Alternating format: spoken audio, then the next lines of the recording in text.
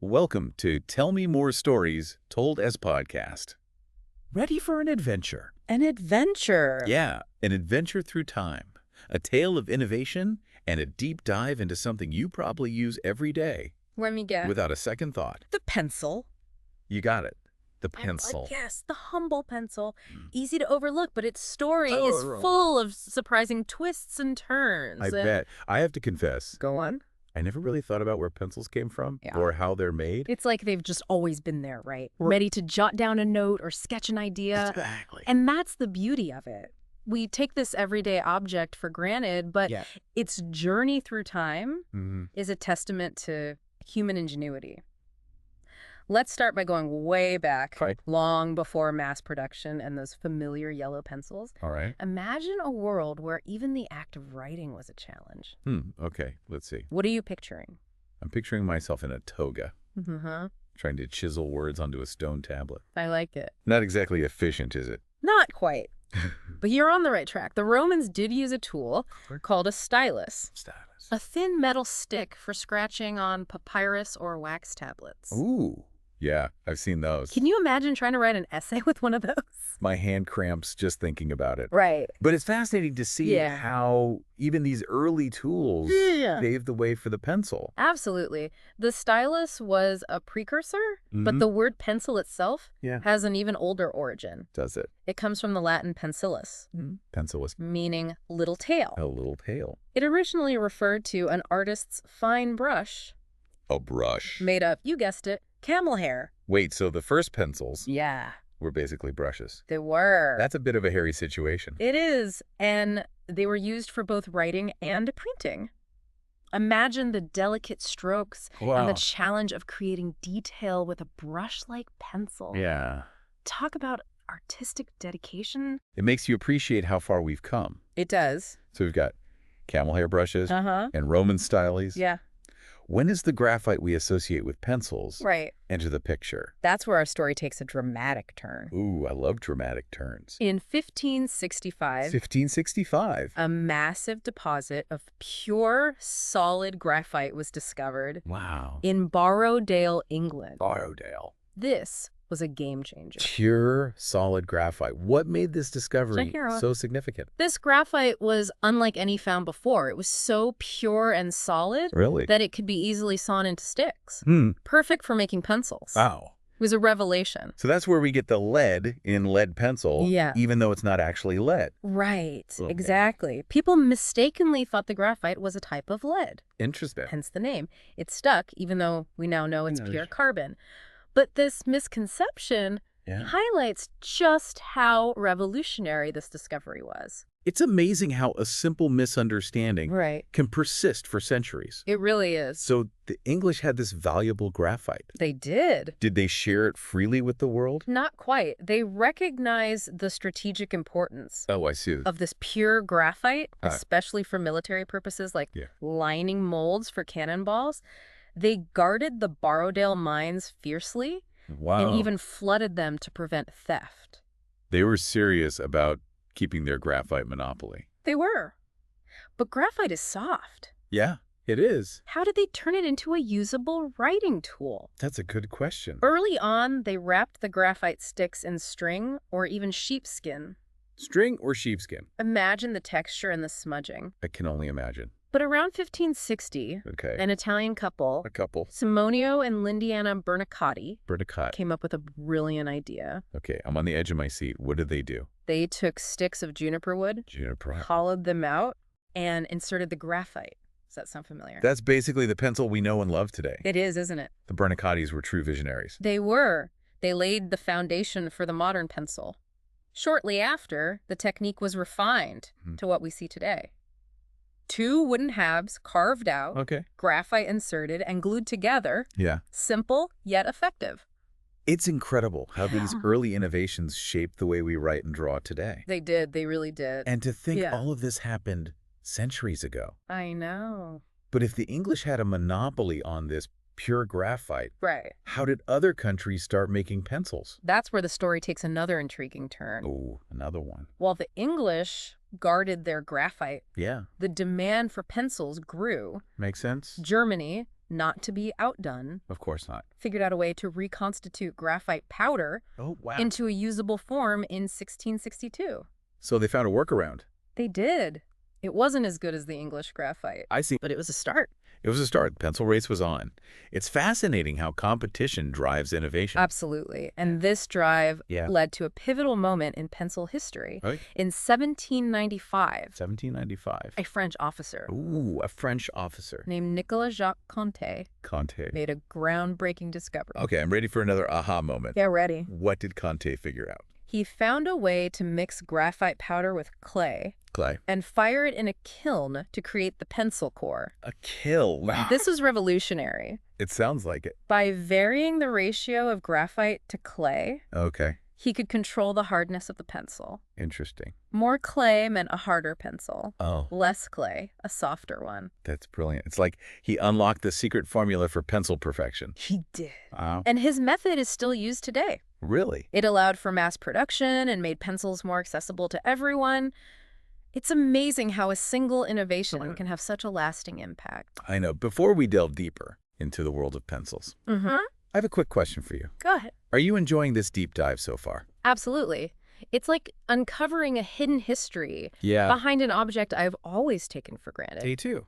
And I bet our listeners I bet they are. are just as captivated by this journey through time. I think so. I agree. And there's so much more to uncover. Is there? From the rise of American pencil manufacturing Okay. to the mystery behind the iconic yellow pencil. The yellow pencil. There are countless stories waiting to be told. Can't wait.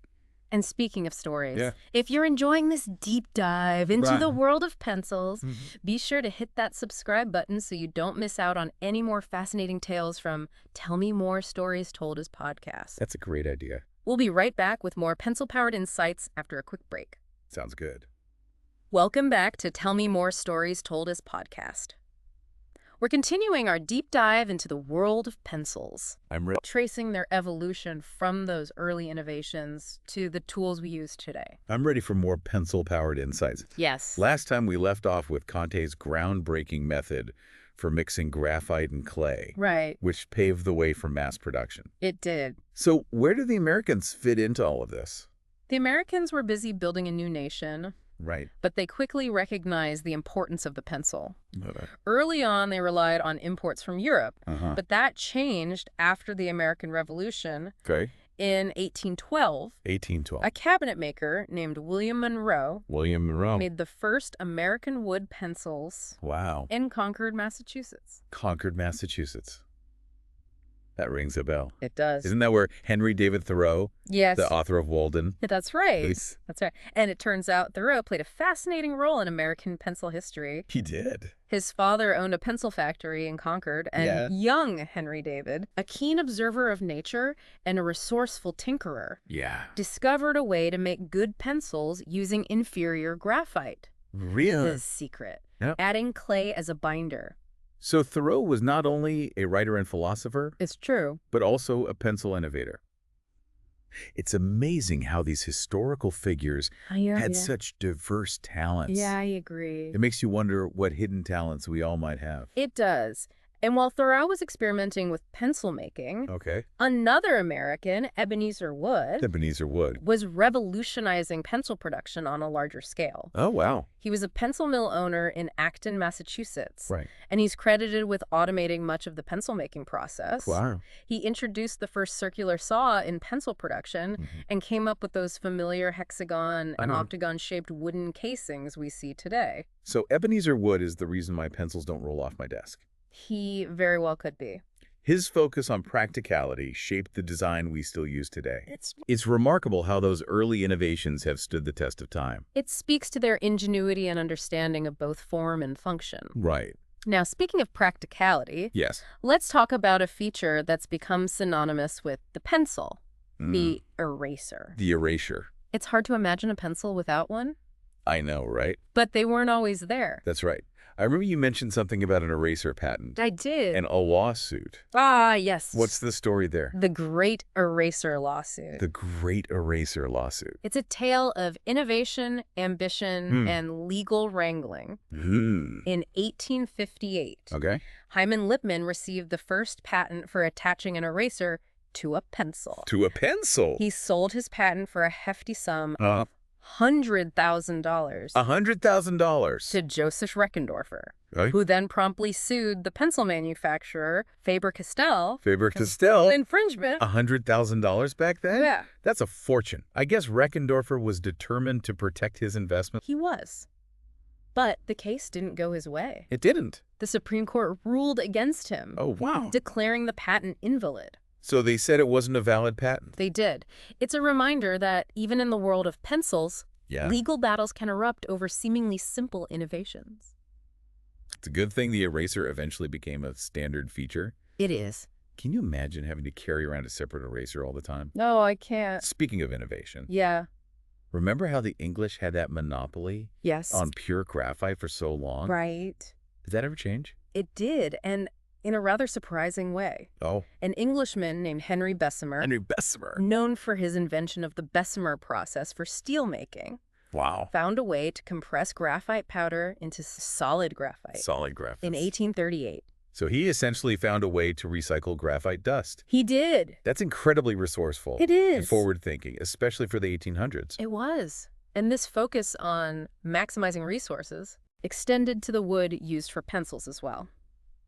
Wood? Initially, red cedar was the preferred choice. Red cedar. Because it was aromatic and didn't splinter easily when sharpened. Those are definitely desirable qualities for a pencil. They are. But I've heard that most pencils today aren't made from red cedar. You've heard correctly. What happened? You're right. As demand for pencils grew, red cedar supply started dwindling. That makes sense. Pencil manufacturers had to find a sustainable alternative. Right. And they discovered that incense cedar, when dyed and perfumed to resemble red cedar, was a perfect substitute. So my pencil might actually be... It could be. A cleverly disguised incense cedar. It's possible. That's fascinating. Who knew there was so much to learn? I know. It's fascinating. About the materials that go into making a simple pencil. And we're just scratching the surface. Oh, are we? Next, we'll delve into the diverse world of pencil types. Ooh, more pencils. From graphite and charcoal to colored and watercolor. And we'll unravel the mystery behind those enigmatic pencil markings. Okay. H, B, and everything in between. I can't wait. There's still so much to discover. Stay tuned for the final part of our deep dive into the world of pencils, right here on Tell Me More Stories Told as Podcast. Welcome back to Tell Me More Stories Told as Podcast, where we're wrapping up our deep dive into the surprisingly complex world of pencils. We've covered a lot of ground. We have. From ancient writing tools to mass production and even erasure lawsuits. I know. But there's still so much more to explore. I'm ready for more. We've talked about the history and materials. Right. But I have to confess, I always thought a pencil was just a pencil. Graphite, wood, eraser. What other secrets there are plenty. Are hidden within this seemingly simple tool? Let's start by acknowledging the most common type. Okay. The graphite pencil encased in wood. Right. These pencils offer a range of darkness, from light gray to deep black, all thanks to that ingenious method developed by Nicolas Jacques Conté. Remember how he mixed graphite with clay? Yes.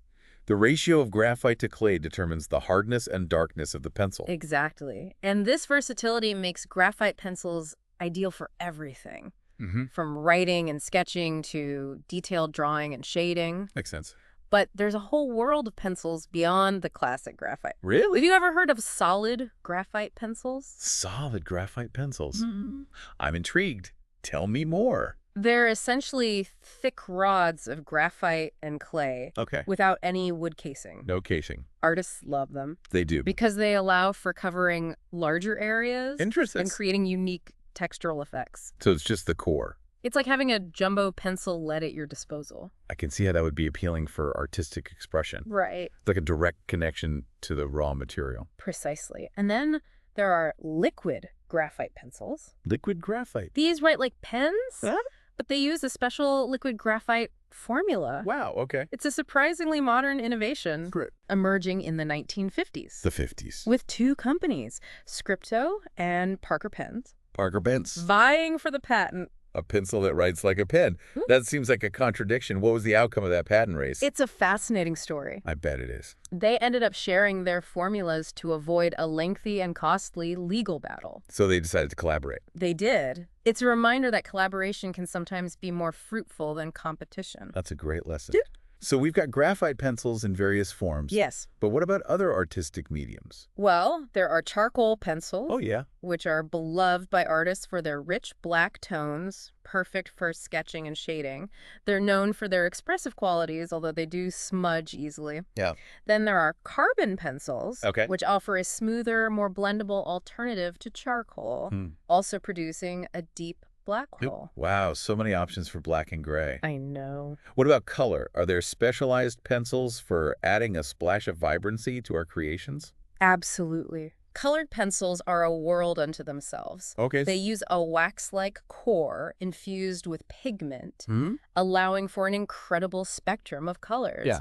And for those who love the fluidity of watercolor, there are watercolor pencils designed to be used dry or with water to create stunning watercolor effects. It's amazing how pencils cater to so many artistic styles and preferences. It really is. Yeah.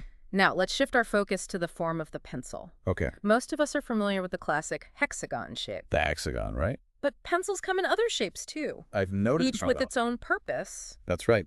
I've always wondered why carpenters' pencils are shaped differently. They have that distinctive oval or rectangular form. It's all about practicality. Okay. The flat edges prevent the pencil from rolling away while a carpenter is working. And the extra strong graphite is perfect for marking on rough surfaces like wood. Interesting. Form follows function, even in the world of pencils. It's a testament to how design can be both beautiful and functional.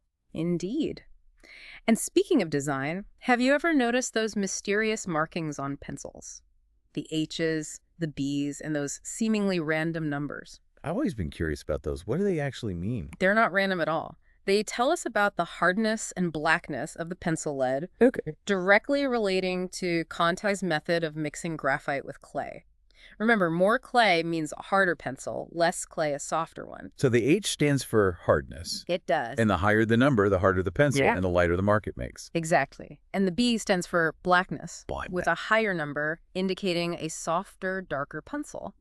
It's like a secret code that unlocks the perfect pencil for any task. It all makes sense now. Yeah.